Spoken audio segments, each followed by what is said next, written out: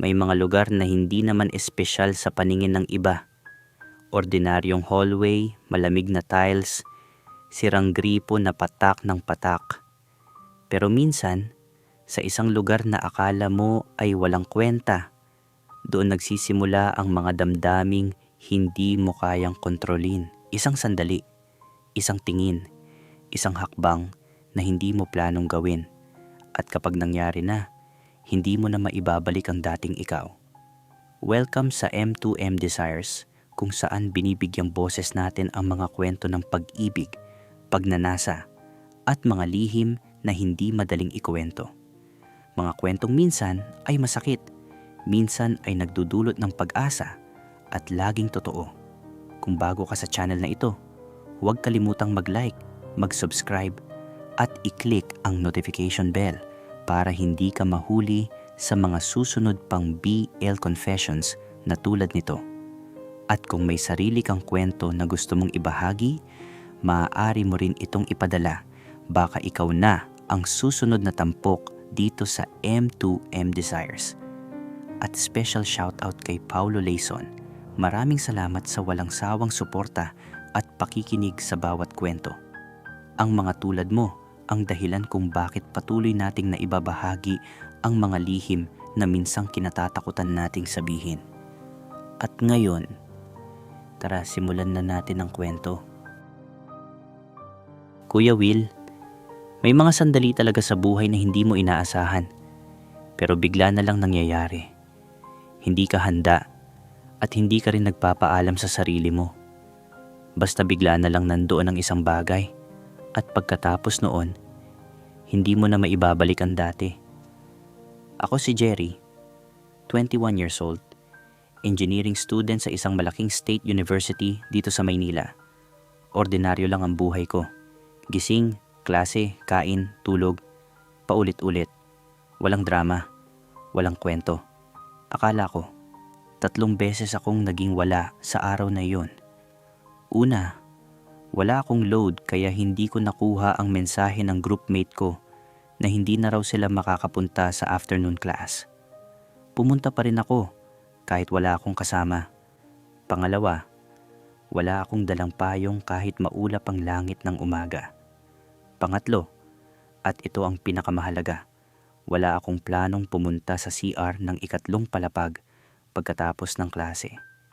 Pero napilitan ako dahil matagal na akong naghihintay at hindi ko na talaga kaya. Tahimik ang hallway, mag-aalas 3 ng hapon. Karamihan sa mga estudyante ay umuwi na o nasa kantin. Ang tanging maririnig ko ay ang sarili kong yabag sa tiles habang papalapit sa pinto ng men's CR. Hindi ko alam na sa loob ng pinto na iyon, naghihintay ang isang sandaling magbabago ng lahat. Pagbukas ko ng pinto, tinamaan ako ng katahimikan. Wala talagang tao. Iyon ang akala ko. Ang tanging maririnig ay ang tuloy-tuloy na tulo ng tubig mula sa sirang gripo sa dulo. Parang countdown. Pumasok ako at naglakad papunta sa sink para hugasan ng kamay bago pumasok sa cubicle. At doon ko siya nakita, sa salamin. Nakatayo siya sa pinakadulo, naguhugas ng kamay. Hindi pa niya ako napapansin. Una kong nakita ang kanyang likod. Matipuno, medyo mataas, suot ang simpleng itim na polo na kumakapit sa balikat niya. Saka siya lumingon. Ang mga mata niya, Kuya Will, hindi ko malilimutan kung paano siya tumingin sa akin sa salamin. Parang nakatingin lang siya sa akin at wala nang ibang mundo, dahan-dahan pero ramdam mo bawat saglit. Para bang may oras siya. Para bang wala siyang planong umalis. Oh, iyon lang ang sinabi niya. Pero may kakaibang tono sa O na iyon. Parang may kasamang ngiti na hindi pa lumalabas sa labi. Naghugas din ako ng kamay sa katabi niyang sink. Nang malapit na ako, naramdaman ko ang init ng kanyang presensya. Kahit hindi kami magkadikit. Malapit lang. Sapat lang para maramdaman na hindi kami stranger sa isa't isa kahit hindi pa kami nagkakilala. Classmate mo si Kevin, di ba? Tanong niya bigla. Tumingin ako sa kanya sa salamin. Oo, kilala mo si Kevin? Blackmate, sagot niya. Ngumiti siya at lumabas ang dimples niya. Ako si John, sabi niya. Jerry, sabi ko. At sa loob ng CR na yon, sa harap ng salamin na nagpapakita ng aming magkasamang mukha, may nagsimulang kumilos sa dibdib ko na hindi ko pa naramdaman noon. Hindi kami agad nagkahiwalay pagkatapos ng unang pagkikita. Lumabas kaming sabay sa CR at nagkataong iisa ang aming direksyon, palabas ng gusali. Naglakad kami ng magkatabi, tahimik, pero hindi awkward ang katahimikan. Parang natural lang. Paglabas namin sa gusali, tumigil siya bigla. Pauwi ka na? Tanong niya. Oo, sagot ko. Jeep ka rin? Dagdag niya. Tumango ako. Nag-usap kami habang naghihintay ng jeep. 5 minuto, 10 minuto, hindi ko na masyadong naaalala. Pero ramdam ko ang bawat sandali. Tinanong niya ako ng mga bagay na hindi karaniwang tinatanong ng bagong kakilala. Hindi tungkol sa course o year ko. Tinanong niya kung ano ang pinakamahirap na nangyari sa araw ko at kung may isang bagay akong magagawa bukas na hindi ko nagagawa ngayon, ano iyon? Hindi ko siya masyadong nasagot. Pero hindi rin kailangan. Siya ang nagsasalita at ako ay nakikinig. At habang nakatayo ako roon sa kalsada kasama siya, naisip ko parang gusto ko na lang manatili sa sandaling iyon habang gumagabi. Nang dumating ang jeep, sabay kaming sumakay magkatabi. Halos dumikit ang hita niya sa akin dahil sa sikip ng upuan. Jerry, sabi niya bago ako bumaba sa aking hintuan. Ano? Sagot ko. Bukas, same time sa CR. May sasabihin ako sa iyo. Bumaba ako nang hindi alam kung tawa o kaba ang nararamdaman ko. Pero buong gabi, iyon lang ang laman ng isip ko. Kinabukasan, Kuya Will, hindi talaga ako makapag-focus sa klase. Paulit-ulit kong tinitingnan ang orasan sa dingding. Ang mga segundo parang tumatagal ng 5 minuto. At ang 5 minuto parang tumatagal ng buong araw. Oras na. Pumunta ako sa CR ng 3 palapag. Maaga pa, mag-aalas 3 pa lang. Akala ko wala pa siya. Pero pagpasok ko, nandoon na siya. Nakatayo sa gilid ng pinto, nakasandal sa dingding, tahimik na naghihintay. Maaga ka, sabi niya. Ikaw din, sagot ko. Ngumiti siya tapos lumapit sa akin ng chill lang, parang ang bawat hakbang niya ay alam ko lang ang dahilan. Huminto siya sa harap ko, malapit. Ramdam ko ang init sa pagitan namin kahit hindi kami nagdikit. Jerry, gusto kitang tanungin ng isang bagay na seryoso. Hindi kita pipilitin sumagot, sabi niya. Huminga ako ng malalim. Ano? May nararamdaman ka ba sa akin? May crush ka ba sa akin? Napatigil ang lahat. Ang patak ng gripo. Ang ingay sa hallway sa labas. Pati ang sarili kong paghinga. Tahimik ang CR. Nakatayo ako sa harap niya. Hindi alam kung anong gagawin ng mga kamay ko, ng mga mata ko, o ng katawan ko. Hindi ko alam kung paano sagutin iyan. Bulong ko. Alam mo, sabi niya, mababa ang tono. Parang gabi. Madilim pero mainit. Lumayo ako ng isang hakbang. Pero siya, lumapit din ng isang hakbang pasulong. Huwag kang matakot, bulong niya. Nandito lang ako. Kuya Will, hindi ko talaga alam kung paano isusulat ang mga sandaling ito. Pero susubukan ko. Dahil para ito sa programa ninyo. At dahil matagal ko na itong tinatago. Nang sabihin niyang, nandito lang ako, parang bumagsak lahat ng depensa ko. Tumingin ako sa kanya. Talaga, tumingin. Hindi yung mabilis na pag-iwas. Talaga. At nakita ko sa kanyang mga mata na wala siyang intensyon ng masama, kundi isang tahimik na pag-unawa. Parang nakita niya ako bago pa man makita ng sino man. Lumapit siya. Ang kamay niya ay dahan-dahang dumampi sa pisngi ko. Mainit, maingat, parang tinitiyak lang na okay ako. Huminto siya sandali, nagtatanong ng walang salita. Nagsalita ang katawan ko bago pa maisip ng utak ko. Isinara ko ang distansya sa pagitan namin. Ang nangyari pagkatapos, Kuya Will, ang init ng labi niya sa akin, ang paraan ng kamay niya na parang kilala na nila ang bawat bahagi ng katawan ko, ang aming magkasamang paghinga sa maliit na espasyong iyon, hindi ko kayang ilarawan ng buo, hindi mailarawan ng salita. Pero naririnig ko pa rin ang patak ng sirang gripo habang nangyayari ang lahat, tuloy-tuloy, para bang saksi. Nang magkalayo kami, ilang minuto lang o baka mas matagal, hindi ko alam, nandoon pa rin kami sa CR tahimik. Ang noo niya ay nakapatong sa akin. Narinig ko ang mabagal niyang paghinga. "Okay ka ba?" Bulong niya. Hindi ko pa naramdaman ang ganoon noon.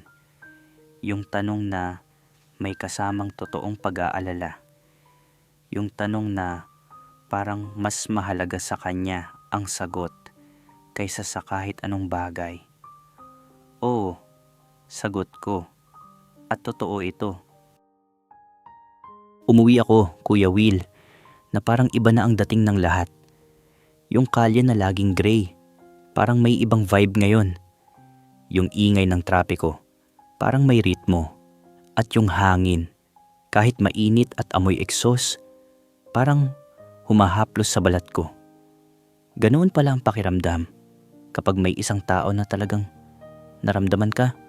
Parang biglang okay na lahat kahit sa maliit na sandali lang. Pero habang gabi na, bumabalik yung mga tanong na ayokong sagutin. Ano na ba kami? Lalaki siya, lalaki ako. Ano ang sasabihin ng mundo kung malalaman nila? Ng pamilya ko? Ng mga kaibigan? Ng lipunan na lagi kong sinasabi sa sarili ko na hindi para sa akin ang ganitong bagay? Matagal akong nakahiga sa kama, nakatitig sa kisame, iniisip lahat. Tapos may chat message siya na dumating mga 11:00 ng gabi. "Jerry, okay ka pa ba?" Tiningnan ko yung message ng matagal bago ako sumagot. "Oo, ikaw?" "Mas okay na ngayon na nag-reply ka." Napangiti ako sa dilim ng kwarto. Yung tipong ngiti na nahihiya kahit walang nakakakita. "John, tayo, anong tawag natin sa isa't isa?" Matagal siyang sumagot. Ilang minuto ang lumipas bago dumating yung reply. "Sa ngayon, Jerry at John lang. Sapat na yon." Isinara ko yung cellphone at inlagay sa dibdib ko. Gusto ko maramdaman yung bigat nito. Sa katahimikan ng hating gabi, unti-unti kong tinanggap yung isang bagay na matagal ko nang tinatanggihan. Kinabukasan, hindi siya agad nag-text. Hindi rin ako. Parang may kasunduan kaming hindi namin pinag-usapan. Nabibigyan namin ang isa't isa ng espasyo para huminga. Para maproseso ang lahat. Para hindi mapilitan ng isang bagay na kailangan pang lumaki ng tahimik. Pero nang magkita kami sa hallway, pagkatapos ng hapon na yon, pagkatapos ng gabi ng mga hindi masagot na tanong, hindi kami nagpanggap na hindi kami nagkita. Hindi siya lumayo, hindi rin ako. Tumigil siya sa tabi ko at sabi lang niya, "Kain tayo." Hindi, "Kumain ka na ba?" Hindi, "Libre ka ba?"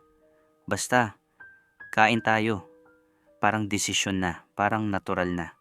At pumunta kami sa kantin, umupo ng magkatabi sa pinakasulok na mesa. At nag-usap tungkol sa mga bagay na wala namang kinalaman sa nangyari sa CR. Tungkol sa prof namin, sa problem set na hindi pa natatapos, sa pagkain sa kantin na lagi na lang paubos. Pero sa pagitan ng mga ordinaryong salitang iyon, may ibang usapan na nagaganap. Kung paano niya alam ang o-orderin ko kahit hindi pa ako nagsasalita. Sa kung paano siya tumatawa sa mga corny kong joke nang walang dahilan.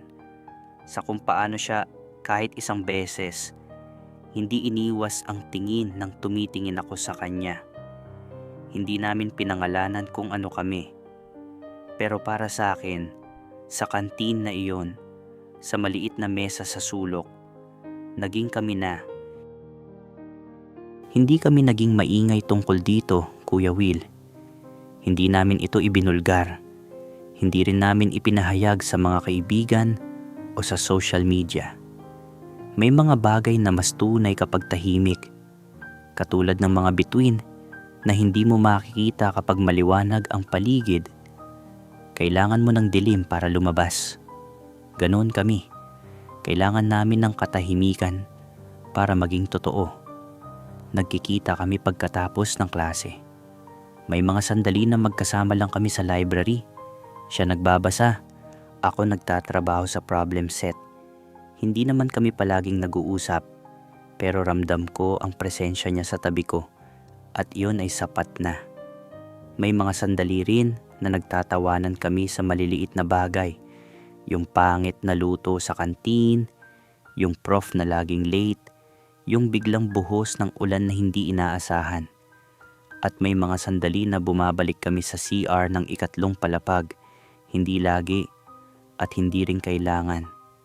Pero tuwing nandoon kami, tuwing nagsasara ang pintuan at naririnig lang ang tulo ng gripo at ang aming mga paghinga, parang bumabalik ang isang bagay na para bang nawala sa mundo sa labas ng pader na iyon.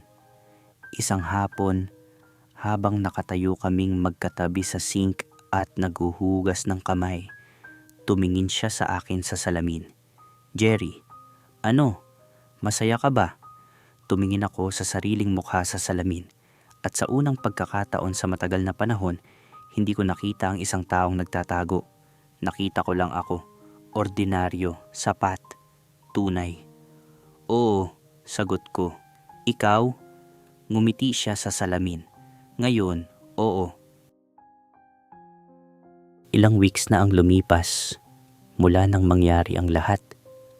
Wala pa kaming label. Hindi pa namin kailangan o baka takot lang kami na pangalanan ang isang bagay na baka mawala kapag binigyan namin ng pangalan. Hindi ko pa rin alam kung paano siya ipapaliwanag sa mundo, sa pamilya ko, sa mga kaibigan, sa sarili ko minsan. Pero isang hapon, habang nag-aaral kami sa library, siya sa kanan ko, ako sa kaliwa, dalawang magkaibang libro, iisang mesa, biglang naramdaman ko ang kamay niya. Hindi niya sinabi ang kahit ano. Hindi niya tiningnan ako. Basta nakapatong lang yung kamay niya sa mesa at unti-unti parang tinatanong kung okay lang at lumipat ng kaunti ang kamay ko. Sapat lang para maramdaman na nandoon siya.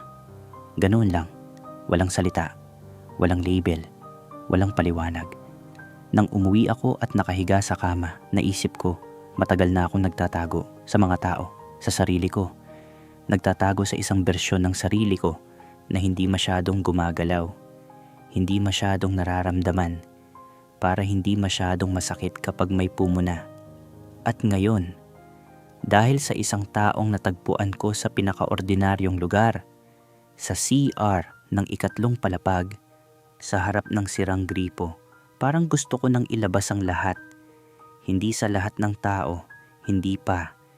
Hindi ko alam kung tatanggapin o itatakwil ng mundo ang mga taong katulad ko. Pero alam ko na ngayon na mas masakit ang pagtago kaysa kahit anong hatol. At si John, hindi pa namin alam kung ano ang tawag namin sa isa't isa. Pero tuwing tinatanong niya ako ng, "Okay ka ba?" At totoo ang ibig sabihin, ramdam ko na tama ang pinili ko. Lumipas ang mga buwan. Sinubukan naming lagyan ng pangalan. Sinubukan naming panindigan. May mga araw na madali. May mga araw na mabigat. May mga pagkakataon na pareho kaming natatakot. Hindi sa isa't isa, kundi sa mundo sa labas ng campus. Hanggang sa dumating yung panahon na pareho kaming abala sa thesis, sa applications, sa mga plano pagkatapos ng graduation. Unti-unti, nabawasan ang oras. Nabawasan ang pagkikita sa CR ng ikatlong palapag. Nabawasan ang paghawak ng kamay sa ilalim ng mesa. Isang hapon, nagkita kami hindi para magtago, kundi para mag-usap. "Siguro hindi pa ngayon," sabi niya. Masakit pakinggan, pero hindi yon pagtanggi. hindi rin iyon pagtatapos na may galit. Pero ayokong mawala ka, dagdag niya. Hindi ka pagkakamali sa buhay ko, Jerry. At doon ko naintindihan, hindi lahat ng pag-ibig ay kailangang magtuloy para maging totoo. Hindi kami nagkatuluyan, pero hindi rin kami nagkawasakan. Nagpatuloy kami bilang magkaibigan. Ngayon, paminsan-minsan nagkakape kami kapag pareho kaming may oras. Wala nang pagtatago. Wala nang patagong tinginan sa salamin. Mas payapa. Mas malinaw. Minsan tinatanong niya pa rin ako, "Okay ka ba?" At ngumingiti na lang ako. Mas okay na. Dahil kung hindi dahil sa kanya, baka hanggang ngayon hindi ko pa rin kilala ang sarili ko. Hindi man kami ang ending ng isa't isa, naging simula kami ng mas totoo naming mga sarili. At para sa akin, Kuya Will, sapat na iyon. Hindi kami nagkatuluyan, pero hindi kami nagsisisi at hindi na rin ako nagtatago. Maraming salamat, Kuya Will, sa pagbibigay ng espasyo para maibahagi ko ang kwento ko sa channel mo. Sa pamamagitan ng mga ganitong programa, mas marami sa amin ang nagkakaroon ng lakas ng loob na harapin ang sarili namin kahit unti-unti lang. Hindi kami nag-iisa. Salamat sa pagtitiwala, Jerry. Hindi madaling ibahagi ang ganyan. Ang ilahad ang isang bagay na matagal mong tinago sa sarili mo, sa puso mo, sa dilim ng iyong kwarto. Pero ginawa mo. At yun na mismo ang sabi ng lakas ng loob mo. Narinig ko ang bawat salita mo. Ang tatlong wala na naging simula ng lahat. Ang patak ng sirang gripo na naging saksi. Ang, sa ngayon, Jerry at John lang. Sapat na iyon. Alam mo, Jerry, maraming tao ang naghahanap ng malaking sagot sa malalaking tanong. Pero minsan, ang sagot ay nasa maliliit na bagay. Sa isang tingin sa salamin. Sa isang tanong na, "Okay ka ba?" na totoo ang ibig sabihin. Sa isang taong hindi ka pinaalis, kundi lumapit ng isang hakbang pasulong nang lumayo ka. Ang pag-ibig, anumang anyuman nito, hindi dapat ikahiya. Ang maging totoo sa sarili mo ay hindi kasalanan. Ang pinakamasakit na kulungan ay yung kulungang ikaw mismo ang nagtayo para sa sarili mo. Kung may mensahe man si Jerry para sa atin ngayon, ito iyon. Huwag matakot na makita ang sarili mo sa salamin. Kahit sa pinakaordinaryong lugar, may naghihintay na katotohanang tanging ikaw lang ang makakakilala.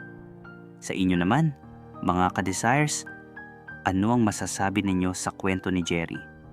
May kakilala ka bang katulad niya? O ikaw mismo si Jerry? Anong payo ang ibibigay mo sa isang taong nagtatago pa rin ngayon? I-comment ang inyong mga saloobin sa baba.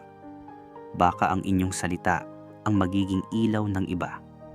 At kung may kwento ka rin gustong ibahagi, katulad ni Jerry, katulad ng mga nakaraang nagbahagi ng kwento dito sa M2M Desires, open ang aming puso para marinig ka.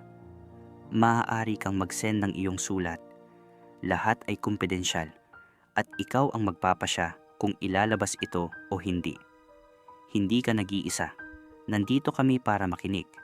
Kung hindi ka pa nakasubscribe sa channel na ito, ngayon na ang tamang oras.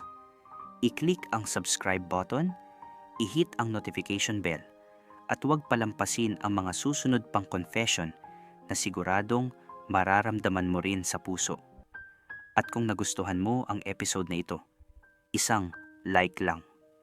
Malaki ang naitutulong noon para makarating ang mga kwentong ito sa mas maraming taong nangangailangan.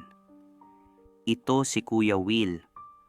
Hanggang sa susunod na kwento, ingatan ninyo ang inyong mga sarili at huwag kalimutang maging totoo.